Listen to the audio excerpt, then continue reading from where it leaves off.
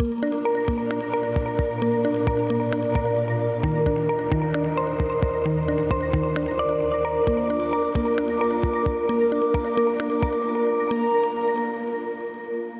and welcome to the Cruise Files. I'm Cheryl Baker, and in this programme we aim to inspire and educate about the wonderful world of cruise holidays. Now, latest figures show that cruising has never been more popular, with 1.8 million Brits choosing to take a cruise over a land-based getaway. But with popularity comes questions, misconceptions and myths. So here to break down the barriers in your mind about cruising is travel and cruise expert Steve Dunne. Hi Steve. Hi Cheryl. Now you've been in the cruise and travel industry for many years, haven't you? 30 years in the sector, yes. So have you seen many changes? Absolutely. I mean, the cruise sector in particular has been one of continual growth, actually. For about 20 years, it's had a growth that has been envied by all the other segments of the travel sector. So it's definitely becoming more popular. And as you've just said, 1.8 million Brits went cruising last year, which was a 9% increase on the year before. So that's a pretty outstanding growth rate. Why do you think it's growing? I think the message for cruise is getting through to the marketplace. What you find with cruise is that once somebody goes on a cruise, there's a resistance to going on cruising, but once you get on a cruise, the conversion rate is unbelievable. People come back for cruises. Last year, that 1.8 million people that you mentioned, about a third of them were first-time cruisers.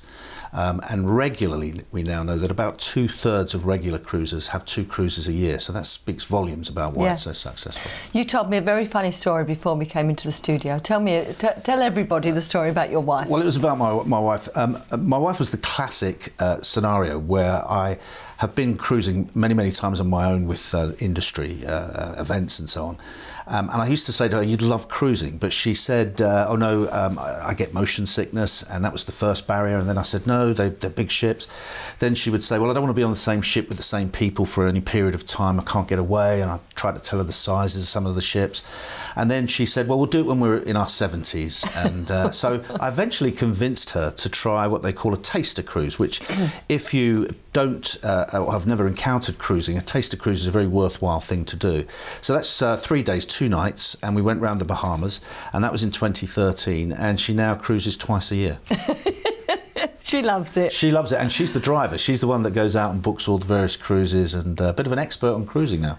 Those taster cruises, they are lots of, in fact, possibly all? Yeah, most of the cruises, particularly the mainstream cruise lines, they will do those taster cruises. Out of Southampton, it might go to, say, Paris or France and Belgium. Yeah. And so it just does a little sort of triangle. And if you go to the States, it will do maybe the Bahamas or something like that. And it's a really good opportunity to get immersed in cruising. And as it says, a taster cruise, it gives you a chance to get a taste for all the elements that make up a great cruise, and then make up your mind whether you want to do 7 days or 14 after that. I like the making your mind up bit. Of course, yes, of course. My favourite song. What makes a cruise ship fabulous? Well, I suppose it's up to different things, but I think the food, the quality of food now is superb. You can have fine dining even in rather large restaurants that are dealing with quite a lot of people. You've got signature dining. You've got shows on cruise lines that have very high production values. You know, I saw last year I was on Royal Caribbean's Anthem of the Seas, and I saw We Will Rock You. Now, I'd seen that at the Dominion Theatre in Tottenham Court Road, but I actually thought the show on the ship was better. And then there's the standard of service of staff. I mean, that is just unbelievable. You're waited on hand and foot by everybody. So on every level, it's a bit of a wow factor, really. And there's so much included, isn't there, in a cruise? Absolutely. For most cruise lines, particularly in the mainstream cruise lines, it's all inclusive. So all your food's taken care of, all your entertainment's taken care of. You do have to, for some cruise lines, pay extra for excursions and things of that nature. Other cruise lines, that is all involved in the package as well. So if you get the right cruise for you, that it can be all-inclusive and everything taken care of. Now, I was just going to say, you can go all-inclusive in hotels, and they're kind of they're catching on to that now, aren't they, cruise ships, to bring in the drinks package as well? Yeah, and there are some cruise lines that have drinks packages included, so you just pay your price and you go straight onto the cruise and you get your drinks package. Others will have different degrees of drink packages as well. Yeah. So I'm not particularly a big drinker, so I don't buy drinks packaged, to be honest with you. I just buy as I go along. But if I was fond of a certain drink, it might be more beneficial to buy a drinks package. So actually, for some people, depends on your budget, I suppose, but if you could actually pay your fare, your cruise fee, and not have to spend another penny. Absolutely. I mean, that's the very base level. Yes, you could go on there and you could eat 3, 4, 5 times, literally continuously if you wish, all day long.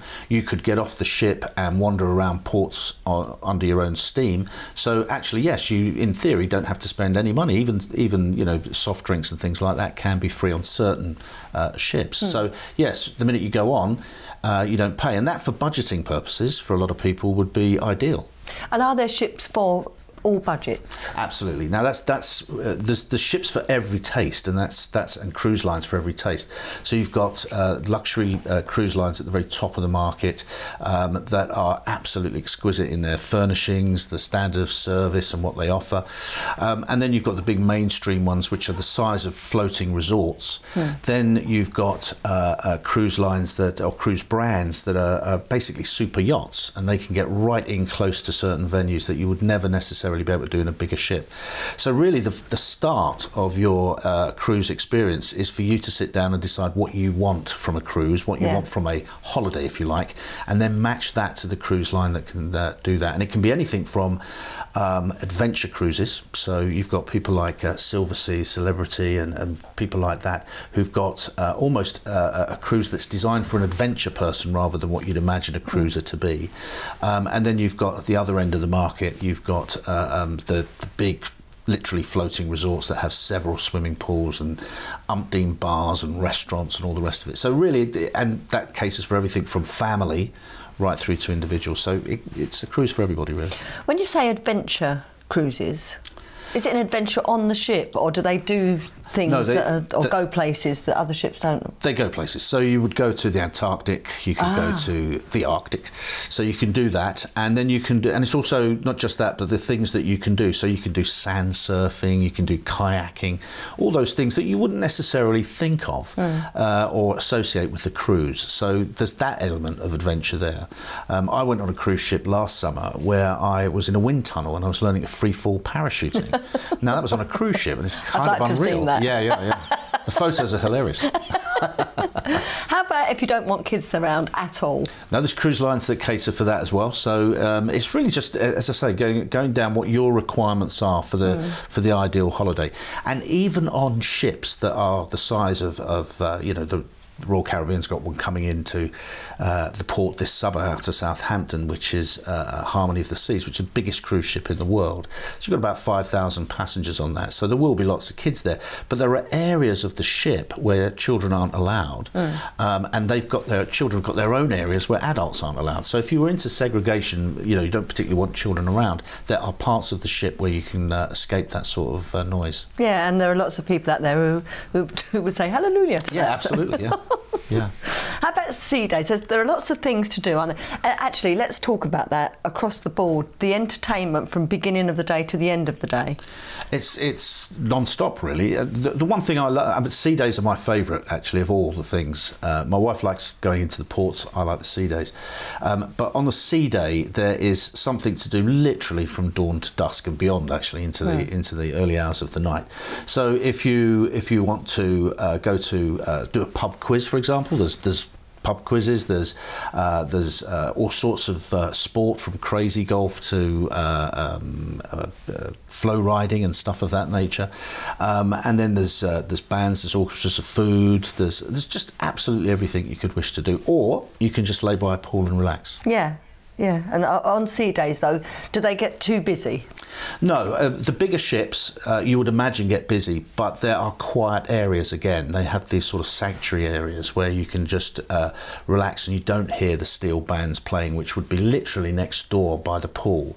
So it's very difficult to explain that if you haven't done it, but it is areas where you would not feel that crowded in. Yeah, I know that some of the ships, they'll teach you line dancing or ballroom dancing or tap dancing, and they have lectures that from really interesting people, and you think, oh, lecture, I don't think so, and you go and you think, oh, it was fascinating. You know, they do feel that they fill the day, don't they? Yes, absolutely. And I went on a cruise a couple of years ago where we were doing the Med, and we were going into Malta and we were going into Sicily. And the best bit of that cruise for me was going to the theatre and getting a lecture on the Knights of St John. So suddenly Malta had more context for me when I went there, and I knew all about Mount Etna when I went to Sicily and stuff like that. And that came from on-board lecturers that are very, very professional in the way they give you the information about a destination. Talking of destinations, excursions, do you recommend that people should book excursions on the ships, or do you think they should find their own way? Well, the myth is that excursions booked through cruise lines cost more, and that you can get better value from excursions being sold on shore. And that technically is true. They can be a bit more pricey on the ship, but it's the insurance levels and the peace of mind of booking through a ship. If you're on a ship excursion and you get caught in traffic, and I did when I was coming back from Rome, I got caught in traffic, the coach did, you don't have to worry about the ship leaving without you, because the agent of the cruise line will fly you to the next port. If you're on a unauthorised, not authorised, but an unsort of cruise line endorsed excursion, and you miss the ship, it's all at your own expense to catch it. And those ships don't always wait around, because that's what I was going to say. Are you telling me that they don't wait for you? They sail. Well, they will do, but there's a flexibility. It's like airlines. They have to leave the port because another cruise line's coming in, and they have to pay for that berthing. So I have been on ships where they're waiting, and it always astounds me how people leave it until the last minute and they're racing down the quay. But they will try and keep the ship there for as long as they can, but the pressure's on for them to move because other cruise lines are coming in behind them. So the key for me, and my advice would be always to try and book on the ship's own excursions. It might be a little pricier, but the peace of mind alone is much better. Well, we're going to talk some more when we've had this break, so we'll see you in a minute. Don't go away.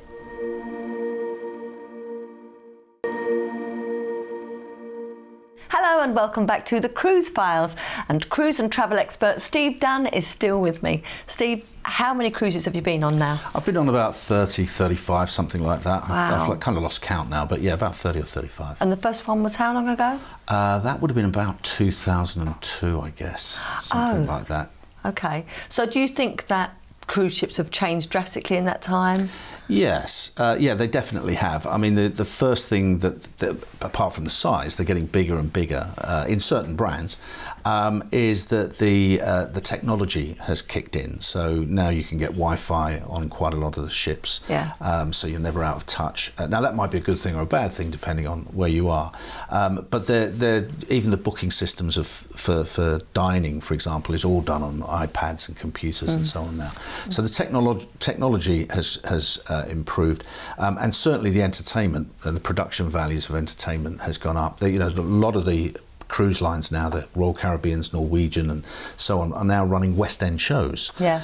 Whether it's Grease or We Will Rock You or whatever it might be. Mamma Mia. Yeah, they're all running various different shows. So right across the board you can see that. And then the other big thing, I think there's been a significant change, is the speciality restaurants. So you're getting Jamie Oliver and Marco Pierre White and all these various chefs either consulting to the cruise lines or opening and having their own speciality restaurants on there as well. So there's been lots and lots of leap forwards by the cruise industry, literally every year or two now. Some people might not want one of the big all singing all dancing cruise ships, but they do come a lot more intimate, don't they? Oh yeah, there can be super yachts which can only be down to 30 or 40 people, and then you can go up to ships that have got maybe 300 or 400 people. And the key to some of the smaller ships, and there's a number of brands that have this going, is that the ratio of crew is almost 1-to-1. Wow. So particularly at the luxury end, you'll find that there might be 300 crew. Silver Seas is a classic example. There might be 300 passengers and 360 crew or something of that nature, so you've got over a 1-to-1 ratio, and that appeals in terms of the level of service. Have you tried from the lowest to the highest? Yes, I've covered most of it. So I've done river cruising all the way up to the big monolithic ships that you wonder how they stay afloat. I'd like to try a river cruise. That's one cruise I haven't done, but I have done the smaller ships and the massive ships. So see, I personally prefer the intimate ones, the smaller ship. But that's me. You know, we all want something different. What's your favourite? I've got to say, I probably like the bigger ships, to be honest with you, because I like the idea of maybe dining in different places. On a ship in various times, maybe going to a theatre one night, but also maybe to a bar the next night, and so on. So yeah, personally, my wife and I probably prefer the bigger ships. And what are your favourite destinations or highlights of particular ships? Say? Oh wow, no, that's the big question. Alaska's fantastic if you're into scenery, and you know that is pretty awesome, but I think for me it's the Mediterranean actually. You do the Caribbean and places like that, but the Mediterranean is very, very special because every city and every port of call has something to tell, particularly richness in history. I was in Cadiz, this summer, and that was where Duke of Wellington fought, and it was fantastic history there. And that was just a little town that I'd never really heard of. So I think the Mediterranean takes it for me. Let's talk Simon Cowell, because he's very derogatory about entertainment on cruise ships, isn't he? He says, oh, you're just a cruise ship singer. What do you think? What would you say to him? Well, I suspect he hasn't been on a cruise, because I would say, again, that the standard of the performers is quite stunning. I think when he says those remarks, he's probably making the remarks in association with sort of holiday camps of the 1960s and maybe pub singers, but these people are very, very professional. If you look at some of the big cruise brands, they've actually got entertainment schools where they have dance troupes rehearsing. They rehearse these shows.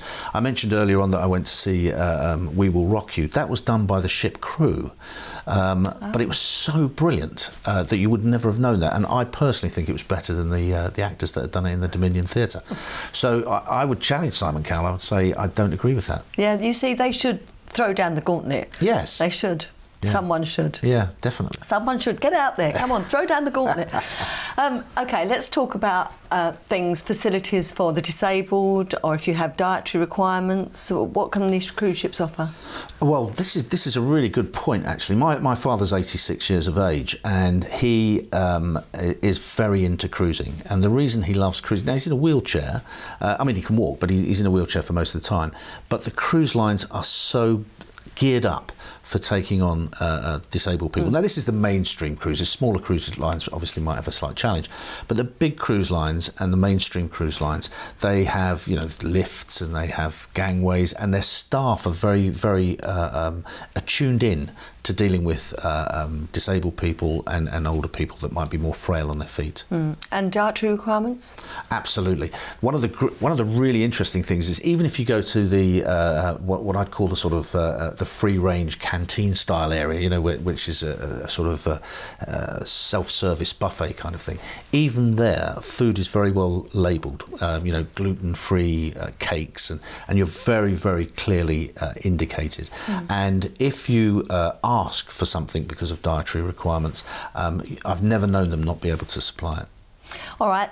One of the magic words that everyone's concerned, there are two actually. One's seasickness, another one's dress code. What would you say to someone who says, oh no, I get seasick? Well, that was my wife's argument. That was my argument for 15 years, trying to get her to do that, because she said she suffered from motion sickness. The bigger ships have stabilisers, so that's the first thing. The second thing is that the captains are always aware of the weather. I've never known a trade that is so concerned with the weather. So they will take steps to avoid any particularly heavy seas. And then the third thing is you can get, and the ships are often the best people to do this, they can go on and get a seasick tablet before the cruise starts and take that periodically, which is what my wife does, and she never suffers. And trust me, if she doesn't suffer, nobody would. I don't suffer, but my husband does, and didn't cruise with me until this year. Oh, right, OK. He cruised with me for the first time this year, and he can't wait till the next one. Good for him. And the next one will be in August. Yes, he is. Yeah. Yes, he is. Yeah. So the dress code, then, that's something that some people say, oh, no, got to wear black tie every night. Well, not on every cruise line. Some ships they have a much more sort of free approach to that.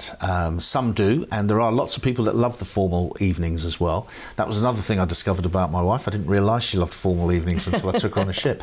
But most of them now, the big mainstream cruise lines, they're a little bit more relaxed than they might have been, say, 10 or 15 years ago. And at the start of the show, you asked me what was one of the biggest changes. I would say the relaxation of the dress code could be one of those, definitely. So I wouldn't worry too much about that. It's not as enforced as you might have thought. There are dress codes on certain lines. You know, Cunard will not allow shorts after a certain time at night and people like that. But again, it goes back to my original point. You've got to look at the detail when you're selecting a cruise line. And if you're really hung up about dress code, then there are certain lines that you don't go for. But they're all very transparent about what their codes are. So you've been on 30-something cruises? Yeah, 30-something, yeah. Is there still anything on your bucket list that you want to tick? Well, at the Far East, and next January, my wife and I are cruising around Australia. Now, that was a bit of an eye-opener. It was a fellow passenger on a cruise line that told me that. My wife said she always wanted to go to Australia, and therefore she was going to take a break from cruising to go to Australia. And he said, well, why don't you cruise around Australia? So we're doing 2 back-to-back cruises, which will actually take us around the entire continent and to New Zealand as well. So that's the big thing for us next. And generally for cruising, what do you think the future holds? I think it'll get bigger. So we said that, you know, 1 in 9 package holidays is now a cruise holiday from the United Kingdom. I think that will get bigger. I think we will see more out of the UK. Southampton's been our principal port, but now you've got people like Thompson Cruises going out of Newcastle. You've got London building a cruise terminal. You've got Liverpool beefing up its cruise terminal. Yeah, London's getting a cruise terminal. So we're going to see at the Gate of the Thames, so it'll only take certain types of ship, but it will have that. We've got Liverpool beefing up its cruise terminal. So I think we'll see more departures from more points in the UK. And I think that will be another spurt of growth for the industry. I'd be interested to talk to you this time next year to see if what that figure of 1.8 has gone up to. Yeah, it will go up. So very finally, someone watching never cruised before, what would you do? What would you use to entice them into cruising? Well, I'd say to them, if you want to wake up every morning in a different destination, if you don't like packing and unpacking and all the rest of it, then cruising's for you. If you like fine dining, if you like great productions and great entertainment, that's all part of cruising as well. And maybe my big tip would be, if you don't think it's for you, give it a chance by trying a taster. Yeah, and you can do that from the UK? Absolutely. Or where did you do it? Bermuda or somewhere lovely? Well, we did it out of Port Canaveral and went round the Bahamas, and that was I fancy that one. Yeah. I fancy that. Steve, thank you so much. Thank you. And thanks to you for your company. I'll see you again next time with more from the Cruise Files. Bye-bye.